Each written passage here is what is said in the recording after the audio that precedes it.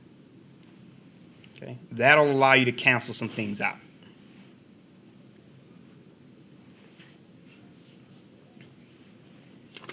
All right, so let's say, for example,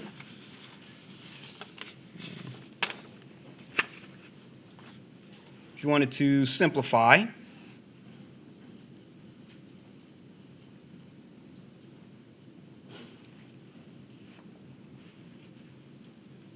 say sine of theta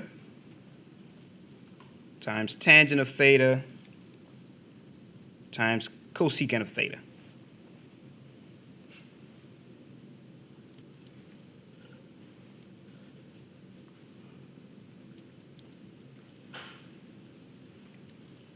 Okay. So for this one, sine is already sine, so you don't have to do anything there. Yep.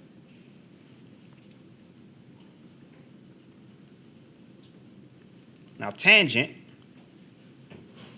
of theta, remember that's sine over cosine. And cosecant of theta, remember that's 1 over sine.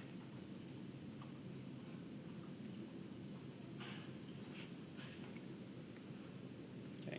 So we can just go ahead and rewrite all of those, but substitute tangent and cosecant. Okay, so that means sine of theta, tangent theta, cosecant of theta will now become sine of theta times tangent, make that sine over cosine,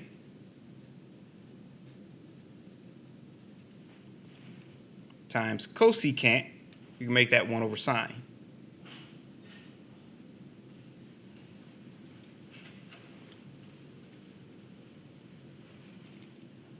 Okay. So here, this sine cancels, and you can cancel it with either one of these.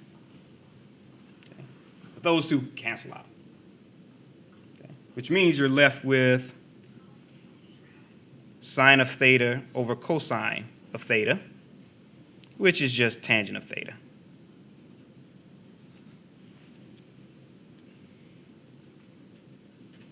Okay. So with its sines and cosines, you can pretty much see what cancels out.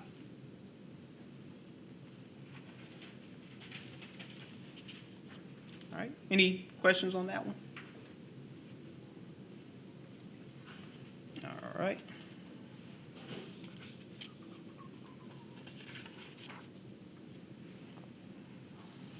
Okay, so let's say, for example, you want to simplify.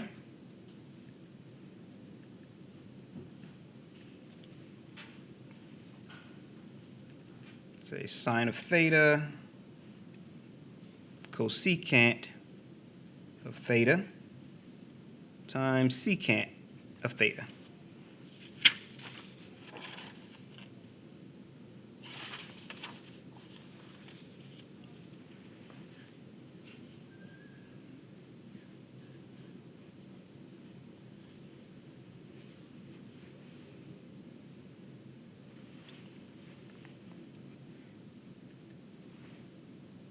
Okay, so sine of theta is just sine of theta. Cosecant, remember that's 1 over sine.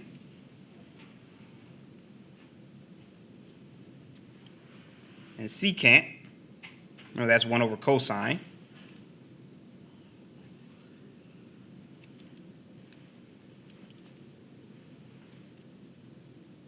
Which really you could have left that as secant, because once these two cancel out, that just becomes secant again.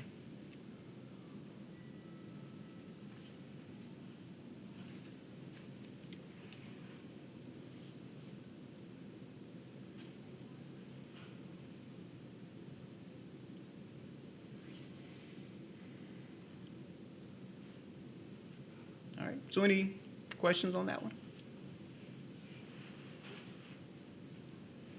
All right.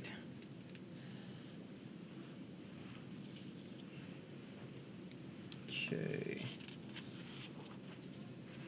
And we'll do one more. And we'll simplify the co-identities. Okay, so if we want to simplify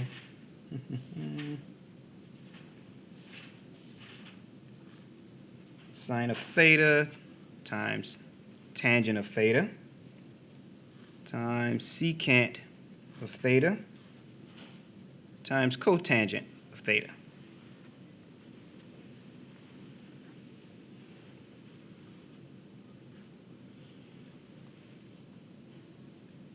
Okay. Sine, that's just sine of theta, times tangent, remember that's sine over cosine, times secant, remember that's 1 over cosine, times cotangent, remember that's cosine over sine.